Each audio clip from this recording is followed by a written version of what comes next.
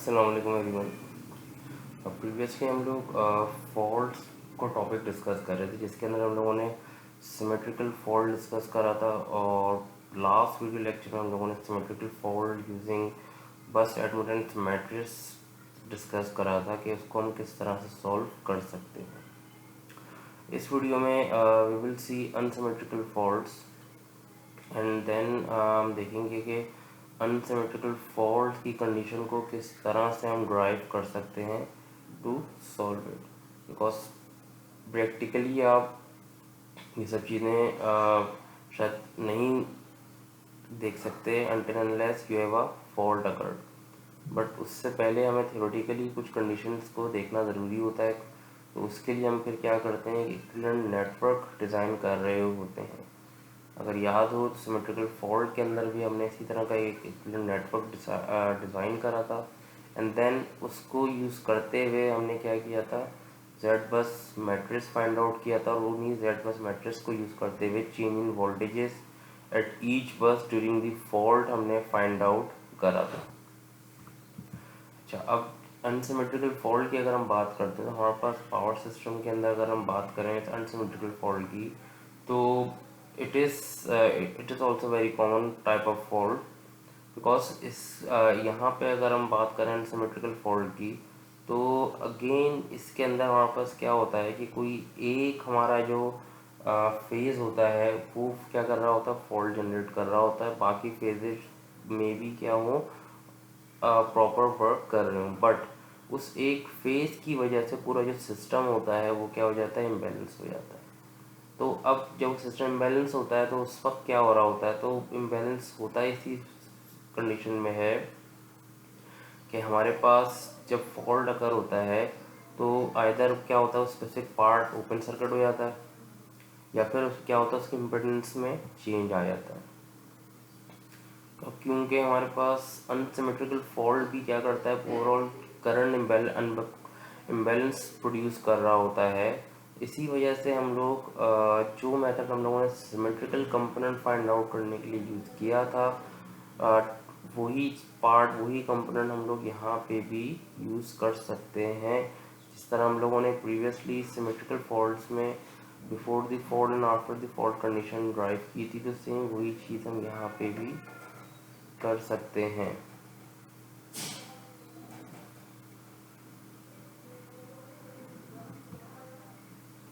अब यहाँ पे अगर हम थ्री फेज सिस्टम की बात करें, तो जब भी हमारे पास थ्री फेज सिस्टम में फॉल्ट अगर होगा तो वो जो करंट होगा वो हमेशा क्या होगा, वो करंट हमेशा आउटवर्ड डायरेक्शन में शो हो रहा होगा। जैसे कि यहाँ पे नज़र आ रहा है IFA, IFB एंड IFC। तो हमेशा यही होता है कि फॉल्ट करंट यूजली क्या होता है, it flows out of the line. इसी तरह अगर मैं कोई भी बस की बात करूँ, लेट्स से मैं एज्यूम करता हूँ वी हैव अ बस जे और बस के, तो अब हमारे पास line to line voltage during the fault अगर हम देखेंगे तो वो हमारे पास होंगे VJA। अगर हम बस जे को construct VJA, VJB and VJC। उसके अलावा हम यहाँ पे सब्स्टिट्यूट यूज़ करेंगे 1, 2 and 0 to define positive sequence, negative sequence and zero sequence। यानी कि VJ1 रिप्रेजेंट कर रहा होगा fault voltage for positive sequence, VJ2 represent कर रहा होगा fault voltage for negative sequence, and VJ0 represent कर रहा होगा fault voltage at zero sequence. उसके अलावा अगर हम बात करेंगे जिस फेज पर फॉल्ट अकर हो रहा है, तो उसके अक्रॉस वोल्टेज की अगर हम बात करेंगे बिफोर दी फॉल्ट, अगर उसके वोल्टेज की बात करेंगे तो वो VF होगा। जिस तरह सिमेट्रिकल फॉल्ट्स में भी हमने देखा था कि हमने VF नाम दिया हुआ था उस वोल्टेज को जो कि जस्ट बिफोर दी फॉल्ट अकर हो रहा था, एंड देन फॉल्ट प्रोड्यूस करवाने के लिए हमने वहीं पे -VF की सप्लाई कनेक्ट कर दी थी। अच्छा, अब इस अनसिमेट्रिकल फॉल्ट को अंडरस्टैंड करने के लिए हम एक सिंगल लाइन डायग्राम कंसिडर करते हैं, जिसके अंदर हमारे पास यहाँ देख सकते हैं कि ये एक थ्री फेज सिस्टम को रिप्रेजेंट कर रही है, जिसमें हमारे पास जनरेटर है, लोड है, और उसके अलावा ट्रांसफार्मर्स कनेक्टेड हैं। एंड देन हमारे पास यहाँ पे एक पॉइंट दिया हुआ है जिसको हमने नाम दिया हुआ है पी का, और इस पॉइंट पे हमारे पास फॉल्ट अकर हुआ है। जो के है ये एक्चुअली डिनोट कर रहा है इस बस को, दिस इज बस के। तो अब सबसे पहला जो काम होगा, जिस तरह हम सिमेट्रिकल फॉल्ट में किया था, कि हम इसका इक्विवेलेंट सर्किट बना लेंगे। इक्विवेलेंट सर्किट मीन्स कि जहाँ जहाँ हमारे पास सप्लाई आ रही है, लोड आ रहा है, उसको हम रिप्लेस कर देंगे voltage source with its inductance, और ट्रांसमिशन लाइन को भी रिप्लेस हम कर देंगे कि इंडक्टेंस और करंट दोनों ट्रांसफॉर्मर्स को भी सेम इसी तरह से रिप्लेस कर दिया जाएगा। तो यहाँ पे देख सकते हैं कि हमने इक्विवेलेंट सर्किट बनाया। फर्स्ट जो सर्किट हमने बनाया वो reference to positive sequence network. अब यहाँ पे इस पॉजिटिव सीक्वेंस नेटवर्क के अंदर अगर देखें तो जो वहाँ पर इधर सप्लाईज की बात हो रही थी, तो हमने उन दोनों को देखा जाए तो क्या किया हमने, voltage source with impedance show कर दिया है। देन वहाँ पास ट्रांसफार्मर आ रहा था, ट्रांसफार्मर की इक्विवेलेंट इम्पिडेंस होती है, उसको यहाँ पॉइंट पे शो किया। सेकंड ट्रांसफार्मर को इधर शो किया, और इन बिटवीन हमारे पास ट्रांसमिशन लाइन थी, तो उसकी इम्पिडेंस को हमने यहाँ पे शो करा। और क्योंकि हमारे पास इस पॉइंट पे फॉल्ट अकर हुआ है, तो हमने यहाँ पे IFA मेंशन किया हुआ है, which is for positive sequence fault. तो ये हमारे पास पॉजिटिव सीक्वेंस का एक नेटवर्क जनरेट हो गया। अब अगर मैं इस पॉजिटिव सीक्वेंस का थेवेनिन इक्विवेलेंट सर्किट बनाना चाहूँगा, थेवेनिन इक्विवेलेंट सर्किट के अंदर हमें पता है कि जितनी सोर्सेज हैं वो इक्विवेलेंट एक सिंगल सोर्स से रिप्रेजेंट होती हैं, जितने यहाँ पे इम्पिडेंसेस हैं वो सब भी क्या होती हैं, इक्विवेलेंट होके एक सिंगल इम्पिडेंस से रिप्रेजेंट हो रही होती हैं। तो यहाँ पे हमारे पास देख सकते हैं सप्लाई आ रही है विच इज़ फॉल्ट वोल्टेज, उसके अलावा ये एक इक्विवेलेंट इम्पिडेंस आ रही है विच इज़ ZK, और यहाँ पे इसके अक्रॉस क्या हो रहा होगा, फॉल्ट करंट फ्लो कर रहा होगा। तो ये हमारे पास पॉजिटिव सीक्वेंस नेटवर्क की रिप्रेजेंटेशन है। इसी तरह अब जब हम नेगेटिव सीक्वेंस नेटवर्क की बात करेंगे, तो हमें पता है कि जो यहाँ पर देखा जाए जो सप्लाई हमारी वो पॉजिटिव सीक्वेंस में कनेक्टेड होती है, तो नेगेटिव सीक्वेंस में सप्लाई एग्जिस्ट नहीं कर रही, बाकी नेटवर्क वही रहेगा हमारे पास। एंड देन जब इसका इक्विवेलेंट सर्किट बनाएंगे तो सप्लाई क्योंकि यहाँ एग्जिस्ट ही नहीं कर रही थी, तो इसके अंदर जस्ट ZK आ जाएगा। ये 2 रिप्रेजेंट कर रहा है नेगेटिव सीक्वेंस को, यहाँ 1 आ रहा था, ये पॉजिटिव सीक्वेंस को कर रहा था, तो ये नेगेटिव सीक्वेंस का करंट कहलाएगा, इस वजह से इधर भी 2 आ रहा है। लास्ट हमारे पास आ जाएगी जीरो सीक्वेंस। जीरो सीक्वेंस का मतलब ये है कि हमारे पास जो भी फेजेस हैं they all are in phase, same उस पर आ रहे हैं डायरेक्शन में, बिटवीन जो सप्लाई होगी वो हमारी एग्जिस्ट ही नहीं करेगी, और वो एक्चुअली रिप्रेजेंट हो जाएगी यहाँ पे इक्विवेलेंट इम्पिडेंस से। दूसरा यहाँ पे हमारे पास क्या होगा, क्योंकि जब ये सप्लाई एग्जिस्ट ही नहीं कर रही होगी, तो यहाँ पे हमारे पास एक ओपन सर्किट से रिप्रेजेंट किया जा रहा होगा जीरो सीक्वेंस को। अब अगेन इसको हम रिप्रेजेंट करेंगे तो just type ZK of zero है, और ये पार्ट हमारा रिप्रेजेंट हो रहा है जीरो सीक्वेंस के लिए। जीरो सीक्वेंस में क्योंकि आपके सारे जो सप्लाई होगी वो इन फेज आ जाएगी, जिसकी वजह से वो क्या होगा, वो as an open circuit behave कर रही होगी।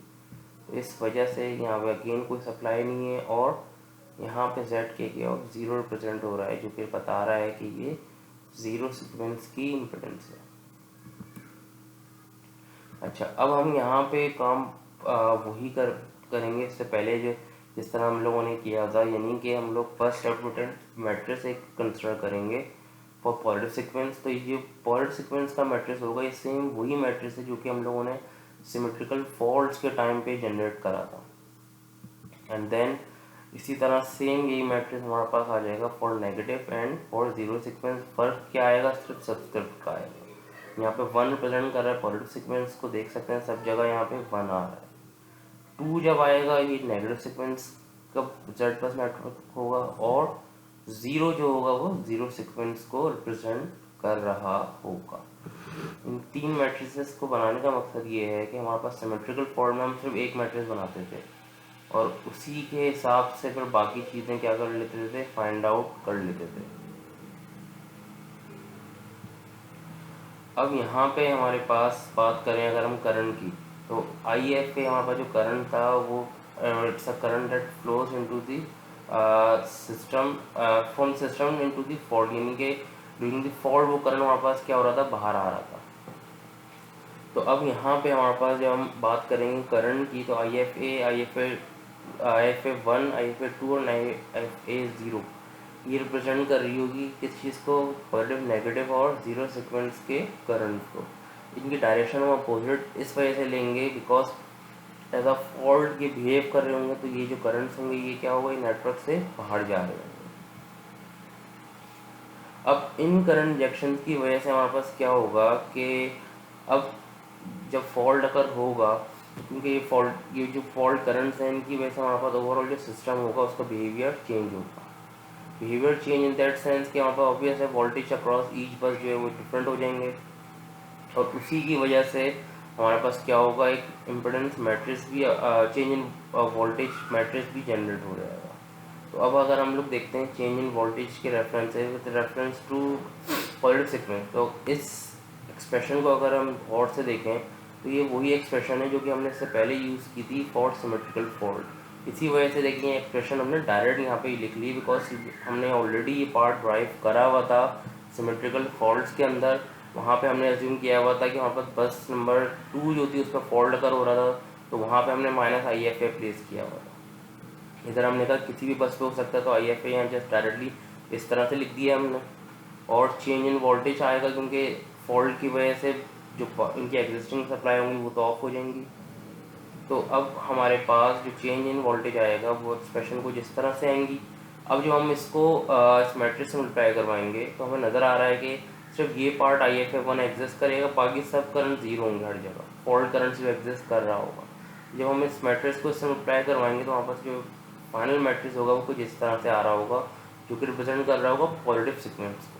सिमेट्रिकल फॉर्म में हमने जस्ट ये वाला मैट्रिक्स फाइंड आउट करा था और फिर इसको यूज़ करते हुए हमने V1 V2 और वी के टिल वी के हमने एक्सप्रेशन निकाली थी जो कि कुछ इस तरह से थी कि fault voltage plus change in voltage जो हमने लिया था तो उससे हमें एक्चुअल वोल्टेज बस पे पता चल गया था ड्यूरिंग फॉल्ट। तो देख लें सिमेट्रिकल फॉल्ट वाली ही एक्सप्रेशन है।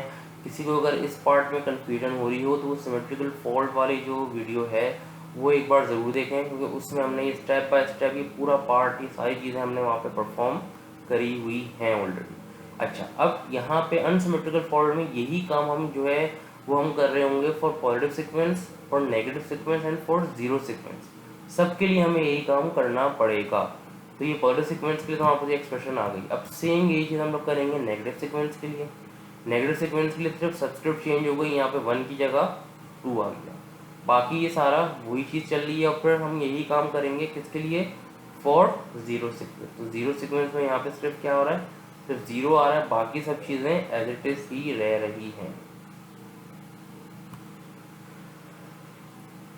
अच्छा, अब बात करते हैं VF की। तो VF हमारे पास था voltage before, just before the fault.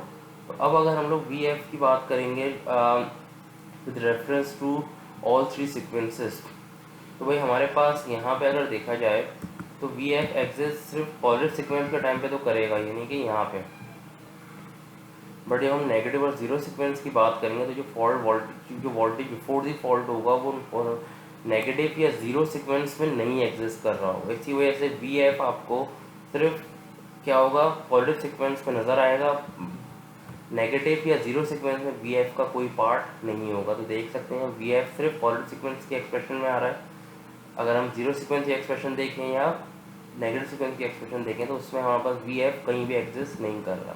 देख सकते हैं ये रहा हमारे पास, ये नेगेटिव सीक्वेंस को रिप्रेजेंट कर रहा है और ये जीरो सीक्वेंस। और अगर हम पॉजिटिव सीक्वेंस को रिकॉल करें तो यहाँ पे देखें VF एग्जिस्ट कर रहा है, PF माइनस Z1 के IFA, क्योंकि प्री फॉल्ट वोल्टेज है जो कि एग्जिस्ट करेगा जस्ट बिफोर दी फॉल्ट की अगर हम बात करें एट बस। तो इसी वजह से ये वोल्टेज हमारे पास सिर्फ पॉजिटिव सीक्वेंस पे ही एग्जिस्ट करेगा, नेगेटिव या जीरो पे नहीं आ रहा होगा। अच्छा, अब इसी तरह हमारे पास अगर हम बात करें बस J की, यानी कि एक बस दूसरी बस से भी तो कनेक्टेड होगी।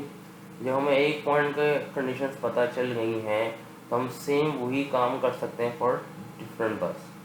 उधर हमारे पास क्या होगा, सिर्फ Z जो है, क्योंकि यहाँ पे Z हम लोग ले रहे थे थेवेनियन वाला, बट दिस टाइम क्योंकि हम लोग एक पॉइंट दूसरे पॉइंट जा रहे हैं तो इधर Z हमारे पास आ जाएगी transfer impedance from transmission line J to K। सिर्फ एक ये फ़र्क हमारे पास आ जाएगा अगर हम क्या कर रहे हैं, बस J के अक्रॉस वोल्टेजेस देखना चाह रहे हैं।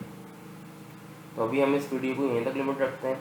इंशाल्लाह नेक्स्ट वीडियो में फिर हम लोग 3 फेज फॉल्ट के रेफरेंस से देख लेंगे कि हमारे अनसिमेट्रिकल फॉल्ट किस तरह से वर्क कर रहे होते हैं। फॉर जस्ट फॉर इंफॉर्मेशन, हमने स्टार्टिंग में भी ये चीज़ डिस्कस की थी है कि अगर हमारे पास 3 फेज फॉल्ट अगर हो रहा है तो 3 फेज फॉल्ट में यूजली क्या होता है कि तीनों फेजेस में हमारे पास एक फॉल्ट इम्पिडेंस क्रिएट होती है और तीनों आपस में कुछ इस तरह से शॉर्ट वेव होती है। Single line to ground fault नाम से पता चल रहा है कि कोई एक लाइन हमारी जो है फॉल्टी होगी। तो देख सकते हैं यहाँ पे सिर्फ इस इधर जेड एफ एग्जिस्ट कर रहा होगा because this is the faulty line. तो इसको हम कहते हैं single line to ground fault because कोई एक लाइन पे फॉल्ट आ रहा है। लाइन टू लाइन फॉल्ट की बात करेंगे तो ये बिटवीन टू लाइन्स एग्जिस्ट कर रहा होता है, यानी कि जो जेड एफ होगी फॉल्ट इम्पिडेंस वो between two line any two lines क्या होगी एग्जिस्ट कर रही होगी और इसको हम लोग लाइन टू लाइन फॉल्ट का नाम देंगे।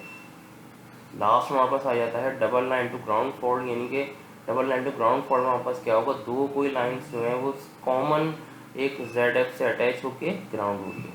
तो ये हमारे पास कहलाएगा double line to ground fault. इन चारों के रेफरेंस से हमारे पास जो प्रीवियस इक्वेशन है उनमें क्या चेंजेस आएंगी वो हम इंशाल्लाह नेक्स्ट वीडियो में देखेंगे।